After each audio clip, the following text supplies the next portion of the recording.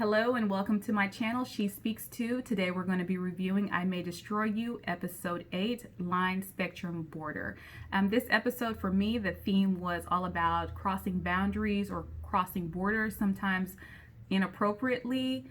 Arabella, as we know, is a fictional character, but because of such good acting and writing, she's real to a lot of us, so we're going to treat her like a real person for the purpose of this review, and we're going to have to get her all the way together. Lovingly, with kindness, but she was very inappropriate this episode, so we're just going to have to talk about it. The episode opens with Arabella in her support class with Theo, and there's a lady speaking. This lady is saying that there was a man who maybe made inappropriate moves towards her, and it started off small. By the time that she confronted him or spoke up, he tells her that I'm going to have to stay away for my safety. It's safer for me to stay away, in turn making her fumble with her words or feel like maybe she did something wrong. And Arabella interjected with this brilliant monologue and says he knew exactly what he was doing. There is a line, there's white, there's black. These men that do this prey on this line. They stay in the middle where it's not this way or that way. They stay in this gray area, and they know what they're doing, and they push the boundaries, and they make you fumble, wonder if you should have said something, maybe you shouldn't have said something. And she said, as women, what we need to do is watch them closely and follow them on this line and show them what violation is. And I thought that was a brilliant monologue. You could see that Theo is looking at Arabella with admiration. She said she spoke that quite well, and I agree with her. What happens is, in terms of, let's say, sexual harassment, it starts off with, oh, I like how you look in that top. Then it goes on to, I like how your breasts look in that top. And you're wondering, should I say something? But yesterday he only said he liked how I looked in this top. And then by the time you get the courage to say something, this man is wondering, well, what did I do wrong? You know what? I'm just going to stay away from you. I don't want to feel uncomfortable. And the woman is left wondering, well, did I do the right thing? Did I make a big deal out of it? But no, Arabella is saying he knew what he was doing from day one, pushing that boundary slowly and slowly. So I love that. I thought that was a brilliant speech for her to open the show with. So then we see Arabella, Terry, and Kwame at the park, and Kwame says that he believes that sexuality is a spectrum. There's heterosexual, there's homosexual, and you can just float down this way to heterosexual, or you can float down this way to homosexual. And so he is going to explore being with a woman. So he gets a FaceTime call, and you can see Terry and Arabella looking at him in shock, and they're like, he's talking to a girl. So Kwame's talking to this female. They're making, I think, dinner plans. He gets off the phone, and Terry and Arabella are in shock, but then Arabella gets a phone call from the police officers or the detectives saying that they want to talk to her. Arabella, and it's 9 months later, so 9 months signifies for women, you know, it's new birth. That's the time it takes for a baby to cook in your womb, to be a viable living person outside of the womb. So 9 months is new birth, new beginnings. It's a long time. Usually as a woman, after 9 months that baby is born, you're expecting something good. And so Arabella goes to the police station with Terry, and she's very nervous. And when she's nervous, you know, she makes jokes, and just kind of goes on and on and on. So both of the detectives come in one at a time. They're both pregnant. So that falls in line with that 9 months later. And here we are 9 months, and these women are carrying life. But they have news to Arabella contrary to that. The news for her is, we've reached a stopping point. 9 months later, for you, there is new life, no justice, no new life. This is the end. This is the death of this case. So that was pretty sad. You see Arabella sitting outside of the police station in the waiting room with Terry, and Terry's like, we need to leave. What can we do to make you feel better? Yoga, this, that. And Arabella says a plane ticket to Italy. So Terry was like, no, you shouldn't see Biagio because he is controlling and hypocritical, and he doesn't affirm you. So then Arabella plays a mind game with Terry and says, well, should I only be around people who affirm me? And Terry says yes. And so Arabella says, so if you're not affirming me now, does that make you hypocritical and controlling? So what Arabella did was cross a boundary. So we know that Terry told Simon to leave Arabella, but Arabella doesn't yet know that. So a lot of us are like, well, that's what Terry gets. She can at least buy Arabella a plane ticket. However, Arabella doesn't know that she's crossed the boundaries. She's used her trauma as a way to cross a boundary in friendship. Well, if you want to help me, if you care about my self-help, if you care about me healing, you will do this. And that's manipulation. So Arabella, first boundary she's crossed inappropriately right there. We see that.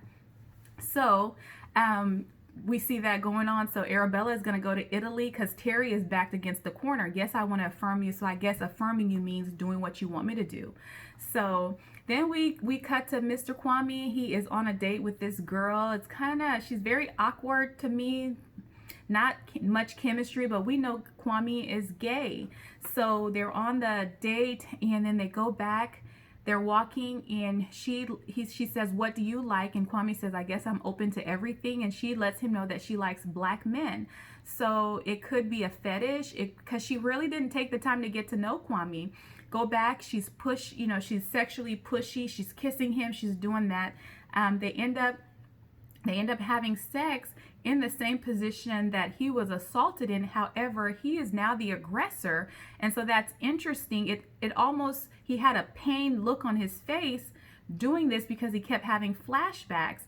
And then when they were done, he looked at the woman like, almost like, are you okay? Did I hurt you? Because he, at that point, saw himself as the aggressor, which is very interesting. But for her, she was like, oh, like, give her a cigarette. Like, she felt good.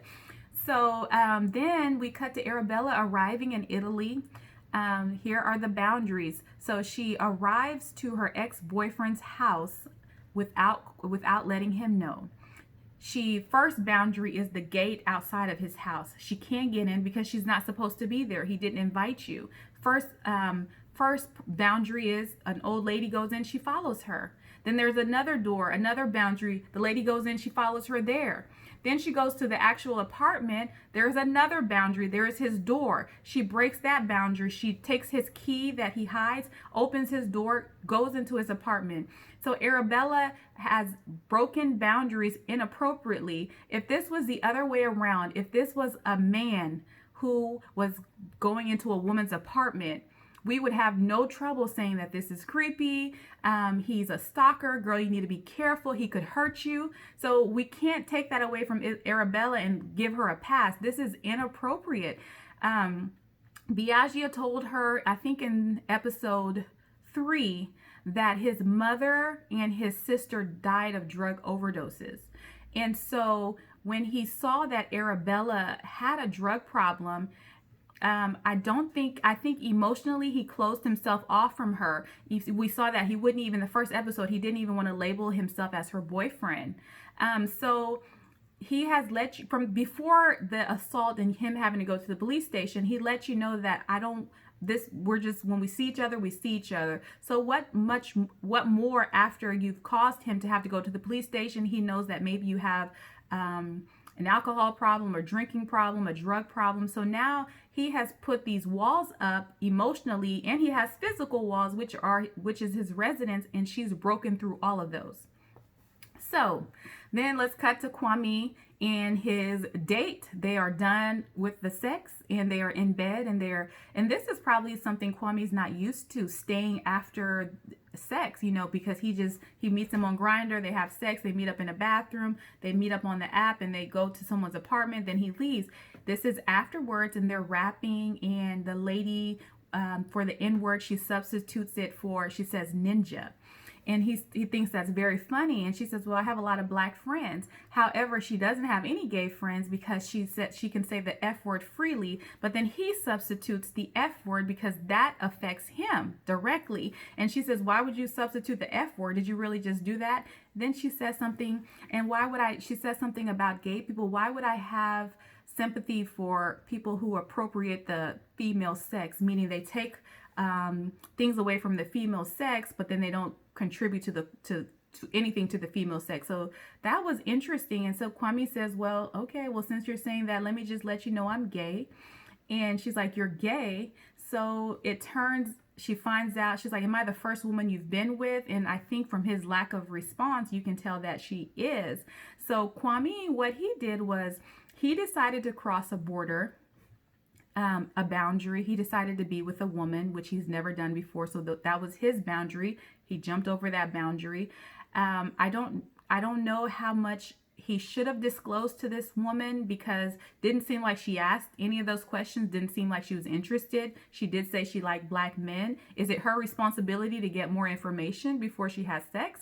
I don't know. However, I do know that if I'm with a guy who identifies as gay and is experimenting with women, I would like to know.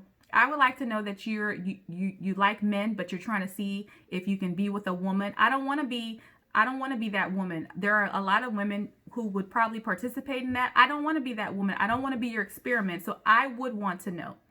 That's just me. I would want that information disclosed. But then again, I don't have a fetish for black men that I'm meeting and then just sleep with them on the same night like she did. So how much responsibility should she take for her own action? I don't know, but I would want to know. I don't want to be experimented on, you know. So she tells Kwame to leave, and Kwame leaves. So Kwame crossed the border.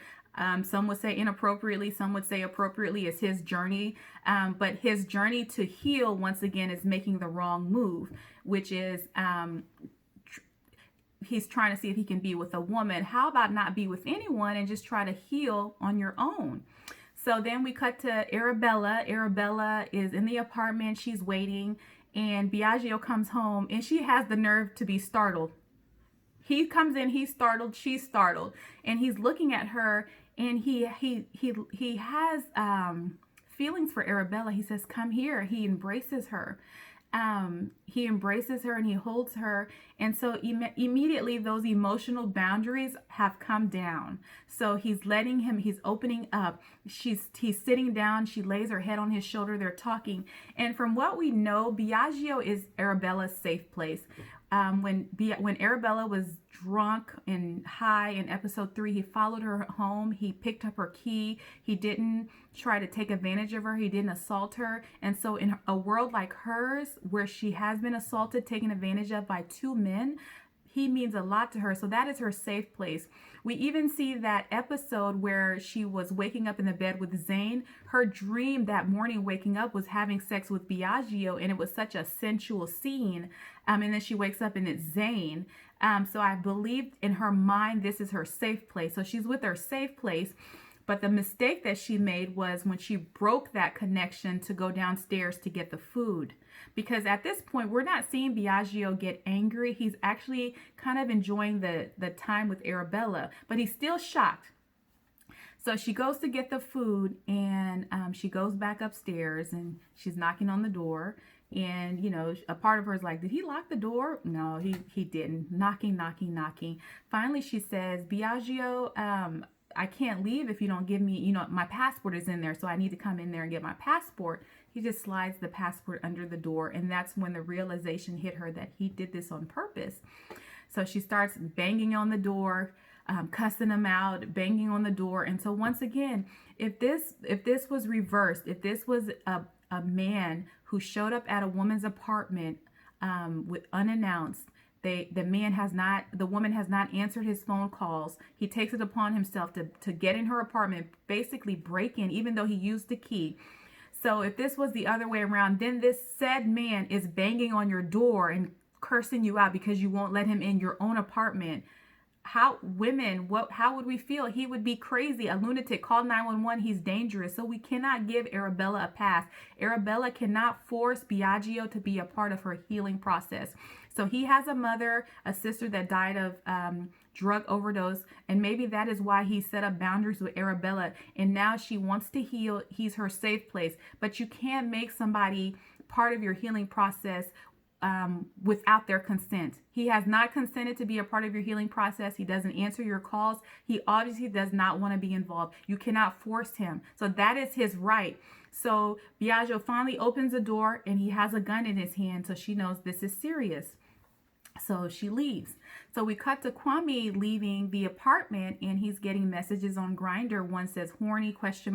He's going one direction. As he reads the messages, he turns back around. Now that alludes to Kwame going back to his same ways. Like, okay, this woman didn't work out, I'm going back to my same ways. But I just wish that he would take the time to work on himself. He doesn't have to sleep with a woman to know to see if he could be attracted to a woman. He doesn't have to date anyone. He just has to get better. He just has to heal from that trauma. So Arabella leaves. She breaks another boundary. She goes to the ocean or the sea and breaks in and sits there in such sadness and such rejection, which is what she should have been doing from the time the assault happens. I've always heard you need to sit in your pain. You need to sit in it. It needs to like wash over you. So this is what she should have been doing. She should have been sitting in that pain instead of you can do as much yoga, you can do as much counseling, therapy, but if you don't deal with those emotions, you don't sit in those emotions, there will be no healing. So we see her sitting there and it's just painful. Just sitting in that pain. She sleeps there. Wakes up and just walks right into the ocean, and that's where the episode stops. So this is my review. I May Destroy You, episode 8. Please like, comment, subscribe to my channel. I love the comments. I've gotten so many new subscribers. Thank you so much.